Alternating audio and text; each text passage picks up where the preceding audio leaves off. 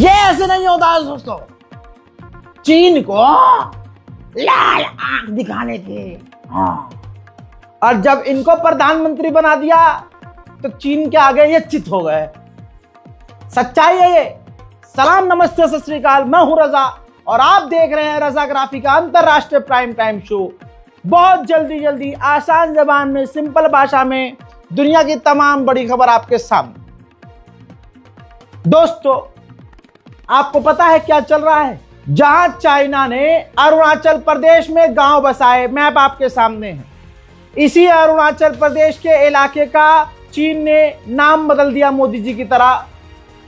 शहरों के नाम बदल दिए इन्होंने, भाई साहब पूरे इलाके का नाम बदल दिया। और हाल फिलहाल में अरुणाचल प्रदेश की ही भारतीय मूल की महिला को उसका पासपोर्ट गलत, अवैध बताकर परेशान किया गया चीन के द्वारा। 19 घंटे परेशान किया। चलिए ये भी छोड़िए, चाइना ने हमारे बॉर्डर के करीब कुछ ही दिन पहले रोबोट तैनात किया है। रोबोट, जी हां, रोबोट हथियार नजर रखने के लिए। ये तमाम चीजें आजकल की बता रहा हूं, महीने भर पहले की नहीं है, हाल फिलहाल की है। इसके अलावा चाइना ने हमारे बॉर्डर के करीब, बेहद करीब, बहुत करीब अपने भाई साहब दर्जनों फाइटर जेट के हैंगर तैयार कर लिए हैं और एक हवाई खतरनाक पट्टी बनाई है। कुछ ही दिन पहले हमने आपको बताया था कि उस हवाई पट्टी को इतना मजबूत बनाया है चाइना ने कि वो वहां पर अपने कार्गो जहाज उतार सकता है, फाइटर जेट उतार सकता है, अपने ड्रोन उड़ा सकता है, ड्रोन टेक ऑफ कर सकता है, ड्रोन को लैंड करवा सकता है। ये सब कुछ भारत के करीब तमाम ये चीजें हो रही हैं। ऐसे में जवाब क्या देना चाहिए था मोदी को? लाल आंख दिखाएंगे चीन को। चीन को लाल कुछ और दिखा रहे हैं। ये उल्टे लेट गए हैं। हा मोदी हमारा झूला झूल रहे हैं। रिपोर्ट देखिए, चाइना मोदी जी से खुश हो गया है। आप जानते हैं मोदी जी अमीरों को खुश करने में यहां मास्टर हैं। भाई साहब, भारत ने कुछ दिन पहले से जो चाइना के प्रोफेशनल्स हैं उनको भारतीय वीजा देने में जल्दबाजी दिखाई है, प्रोसेस को फास्ट कर दिया है।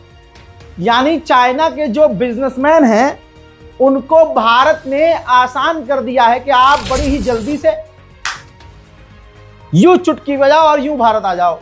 आसान कर दिया है। तो भारत की जमकर, मोदी सरकार की जमकर तारीफ की है चाइना ने, और चाइना ने कहा है कि इससे दोनों का फायदा होगा। इधर भारत ने कहा है कि थोड़ा आप भी ध्यान दीजिए, जो आप एक्सपोर्ट कर रहे हैं, ट्रेड वेड, थोड़ा वो हमारे साथ, मतलब मोदी सरकार है ये मोदी सरकार है। लेकिन संसद में वंदे मातरम पर बहस करेंगे, क्योंकि औकात हो सही मुद्दों पर करने की बहस तब न करें।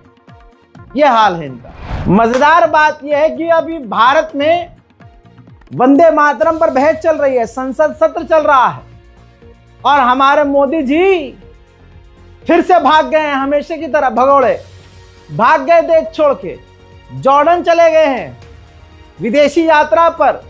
अबे जाते तो भाई नेपाल पे पहुंच जाते, किसी यहूदी इजराइल चले जाते। मुल्ले देश के यहां पहुंच गए। हिंदुओं, विरोध नहीं करोगे? ओहो, विरोध करोगे तो हिंदू कैसे रहोगे?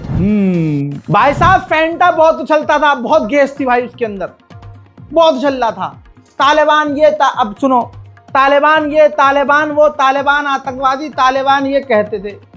भाई ये जितने भी फैंटाधारी हैं ये सारे भाई तालिबान को गरियाते थे, आतंकवादी है। अब हमारे माननीय मुख्यमंत्री योगी आदित्यनाथ जी को बताइए, जो एएनआई वालों को क्या बोल देते हैं, कोई इनको बताओ, उनको बुला के लाओ, उनकी आंखों को खोलो और कहो कि एक ही महीने में तीसरी बार तालिबान का हेल्थ मिनिस्टर भारत आ रहा है। अबे कितनी जगह बम फटवाओगे भाई तालिबान से?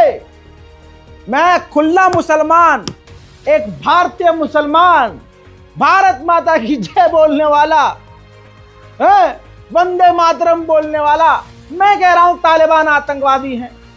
अब योगी जी से बुलवा के दिखाओ तालिबान आतंकवादी हैं।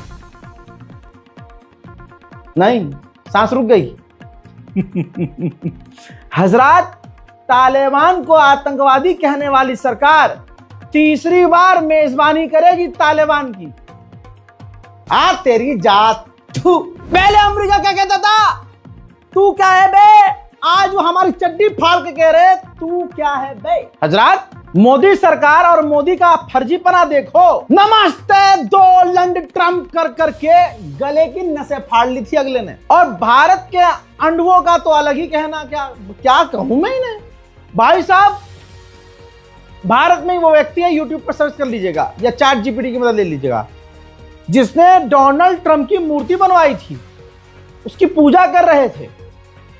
भाई साहब, अगर डोनाल्ड ट्रम्प हक देता यहां तो उसके गू को भी उठा के मुंह में लेप लेता।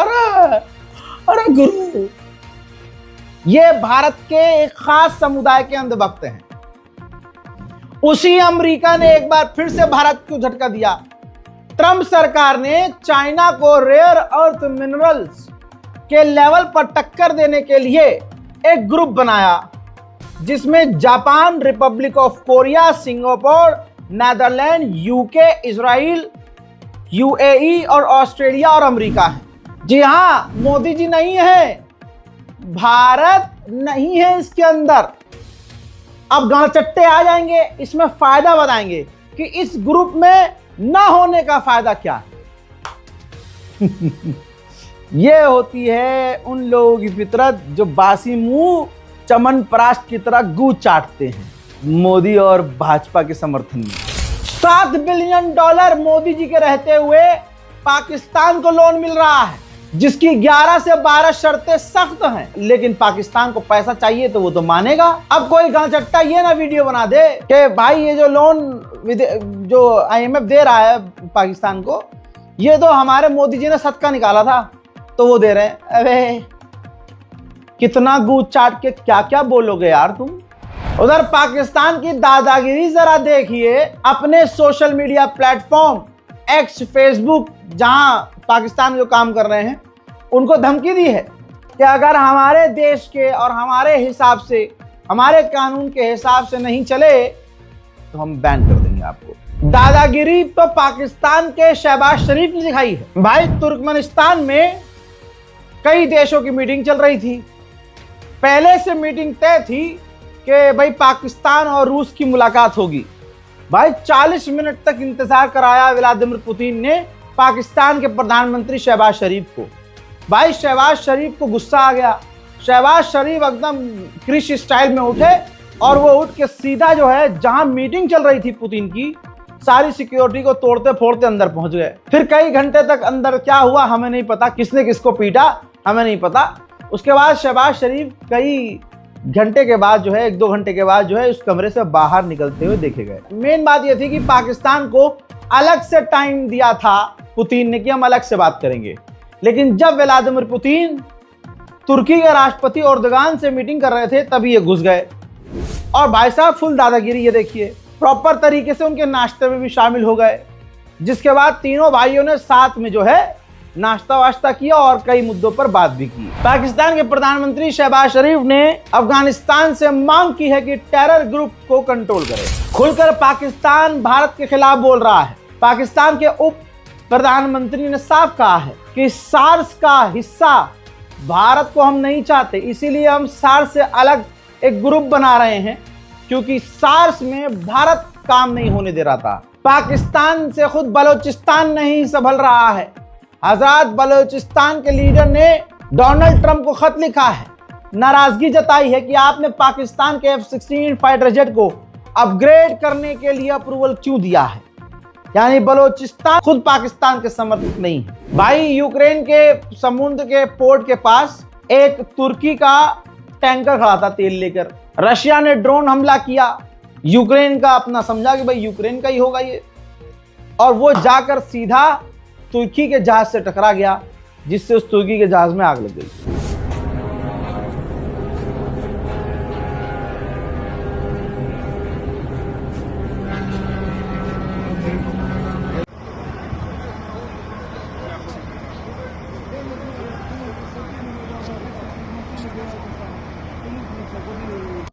اضرب الجميع اضرب الجميع.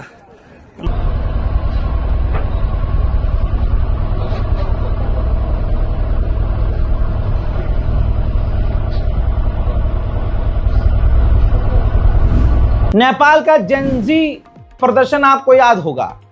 हजरात, रिजल्ट जो भी हो, लेकिन नुकसान अपने ही देश का किया है उन लोगों ने। रिपोर्ट के मुताबिक 85 बिलियन डॉलर का डैमेज हुआ है, 2600 बिल्डिंगें तबाह हुई हैं और इससे ज्यादा भी नुकसान और सामने आ सकते हैं। और आपको बता दूं कि अगर इंसानों के नुकसान बताऊं तो 77 इंसान मारे गए, 77 आम लोग मारे गए। उधर हम गू कितने प्रकार के होते हैं, गधे का गू, गौ माता का गू, गौ माता का पेशाब, नकली घी, काने बाबा का, हम इसी में उलझे हुए हैं। उधर चाइना ने मदरशिप उड़ा दी है। मदरशिप क्या होता है बताता हूं। यह जो एक जहाज उड़ रहा है, ड्रोन, इस ड्रोन के अंदर से 100 ड्रोन और निकलते हैं। एक ऐसा जहाज जो उड़ता हुआ आसमान में जाता है और उड़ते उड़ते इसी जहाज के अंदर से 100 ड्रोन निकलकर दुश्मन में घुसकर तबाही मचाकर बवाल काट सकते हैं। ऐसा हथियार बनाने वाला दुनिया का पहला देश चीन बन चुका है, जो इसको अब ऑफिशियली इस्तेमाल भी कर रहा है। उधर चाइना ने बताया है कि फिलीपींस का एयरक्राफ्ट, समुद्री जहाज हमारे इलाके में आ गया था, जिसे हमने फायर शॉट करके पीछे किया है। उधर तुर्की ने मारी है फिर से पलटी, कह दिया कि S-400 को लेकर हमारी पॉलिसी अभी चेंज नहीं है। यानी अमेरिका कह रहा था कि F-35 अगर आपको चाहिए तो आप S-400 को डिसमेंटल करो, खराब करो और फेंको। अब उस वक्त राजी था तुर्की, लेकिन अब पलट गया। तुर्की ने कह दिया नहीं, हमारी पॉलिसी S-400 के लिए अभी नहीं बदली है। हजरात, J-10C चाइना से लेने की तैयारी में बांग्लादेश था, लेकिन चीन को बड़ा झटका दिया बांग्लादेश ने। उसने अब J-10C को छोड़कर यूरोप से बात करनी शुरू कर दी है। वो टाइफून फाइटर जेट खरीदना चाहता है। उधर बांग्लादेश के अंदर 12 फरवरी को होगा अब चुनाव। हजरात, किम जोंग उंग ने खेल कर दिया है। भाई साहब है तानाशाह, लेकिन काम कितने सही करता है भाई। बिना बताए गवर्नमेंट एग्जामिनेशन हॉल में पहुंच गया, जो वहां मतलब ऊंचे पदों के लिए, सरकारी ऊंचे पदों के लिए एग्जाम हो रहा था, ये वहां पहुंच गया भाई। हमारे मोदी जी होते कहते मैं तो ड्रोन भेज देता हूं, मुझे कुछ भी लगता है तो मैं ड्रोन भेज गए पता लगवा लेता हूं। सोचिए, अमेरिका के वित्त मंत्री नहीं ऑफिशियली सबके सामने अपने ही पजामे में छेद कर दिया और कहा कि हम जो गोल्डन डोम बना रहे हैं डिफेंस सिस्टम अपना, ये बेकार हो जाएगा अगर चाइना का एआई यानी चीन का एआई हमसे आगे निकल गया। But everything else we do, but with our defense, there's no use in having a golden dome if China's AI can get around it. There's no use in spending all this money on defense. And the U.S. will remain the leader in this under President Trump's leadership. He is the accelerated the growth. We're actually going to move ahead further. उधर Donald Trump ने कहा है कि मैंने Thailand और Cambodia से बात की है और दोनों सीज फायर के लिए राजी हैं, लेकिन दोनों की लड़ाई में दोनों के मिलाकर टोटल 11 सिविलियन मारे गए हैं। वहीं कोलंबिया के राष्ट्रपति ने कहा है कि जो ऑयल टैंकर अमेरिका ने वेनेजुएला का सीज किया है, इसके पीछे कुछ नहीं है, सिर्फ तेल की चोरी है और तेल को चुराने की नीयत। ऐसे ही वेनेजुएला के राष्ट्रपति ने भी ऐलान कर दिया है कि जो नकाब था वो हट गया है।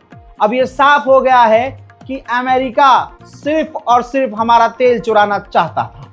हजरात, फिलहाल के अंतरराष्ट्रीय प्राइम टाइम रिपोर्ट में आज और अभी के लिए इतना ही। इस रिपोर्ट को शेयर कीजिएगा, अपनी दुआओं में याद रखिएगा। जय हिंद।